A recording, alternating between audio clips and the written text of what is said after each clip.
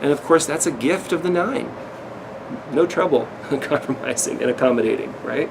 You can really, really feel into the other person's perspective and actually know their point of view, their preferences, their energy, even better than they may know themselves. Certainly better than the 9 knows him or herself. But they have the gift for really standing in the shoes of the other person. It can be incredibly, incredibly healing, as we talked about last week, to be in the presence of a loving 9 who really, really understands and gets you and is there with you. To sometimes the expense of the 9 abandoning themselves in order to offer that healing, to really step into that energetic space with you.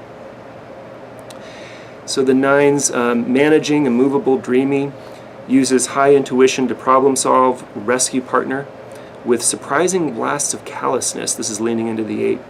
Non-responsiveness wears the partner out and provokes foolish reactions, and leaning into the 1, fantasies of merging can be going on, plus being stuck in replaying old memories, nostalgia from other relationships, or just sort of that dreamy sense that the 9 can have at the outset. So, yeah, 9s are extremely easygoing typically, and they don't mind using their gifts to help you get comfortable, right? They're going to help you problem solve whatever's going on in your life so that you can be at ease. Isn't that great? You know, it's a wonderful gift for a partner to help put you at ease in some way, particularly if you're a nervous type like me, like a 6. Like, it's really helpful to have the 9 problem solve for you, help get into your problems. But the 9 can do that with that connecting line to 6 for a lot of people. They can go around problem solving everyone's problems. But this gives a sense of almost kind of rescuing other people too, and the 9 has to be careful that they don't get this kind of, messiah complex, like they're the ones that are out there rescuing everybody, because of this this natural tendency to problem solve for other people.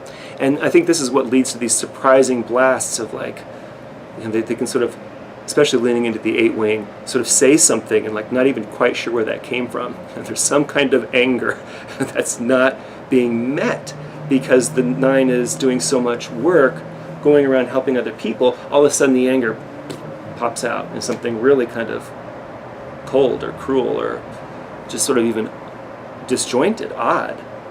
Where did that come from? And the 9 may not even know him or herself where it came from. It just sort of comes out, where did that come from? Well, that probably means some needs are being neglected. The 9s can then get very non-responsive, especially if they're pressured to decide.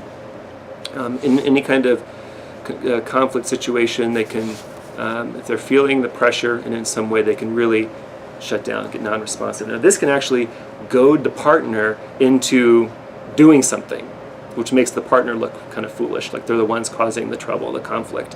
But really, it's the non-responsiveness that's a big contributor to the problem, right? It's that control through non-responsiveness. Is this kind of passive control or passive aggressivity. And the 9s can wait. Oh, they'll just wait. They'll just wait you out. Immovable. They can just wait. And this can be maddening because you're not going to outweight a 9. Right? You're not going to outweigh a 9. So you're gonna look pretty foolish once you get impatient and you say something, blow something up. And then the 9 will be like, yep, look what an idiot you are. Okay, so not careful, then there can be that fantasies of merging. The 9s have to be real careful sometimes in a relationship not to merge so much with the other partner that they live in vicariously, that they're really abandon their own agenda, their own goals, their own purpose in life in order to really blend in with the energy of the partner. This is something that the 9s have to watch. They have to watch their boundaries. They have to get more boundaried, which brings us back to the 1, right, who has the gift of boundaries.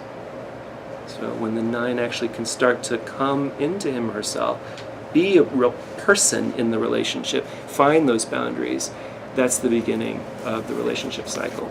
I'm thinking of this popped up, I haven't thought of this memory in years, but this was a person I dated that was probably, I wasn't into Enneagram at all at the time, but probably a 1 or a 3 maybe.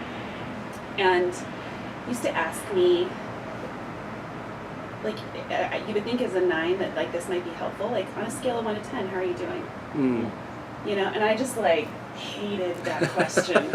I'm like, in what way? I mean, I could answer that 5 different ways. Are you kidding me? Like, you want me to just give you that won't represent anything important, or if I just say this general number, you know, and like, and I think to him it was just like, oh my God, you know, like it's sort of also really frustrating. Like, why can't we just find something like specific to orient around and just go from there, you know? It's like a 6 question.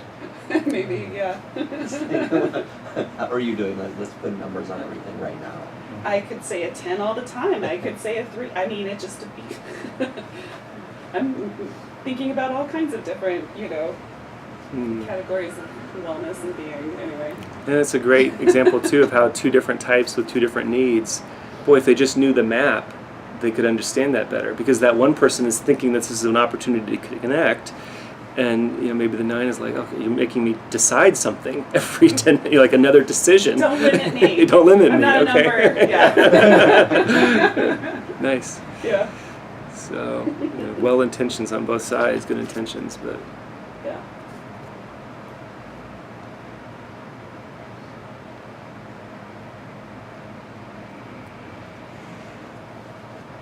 mm.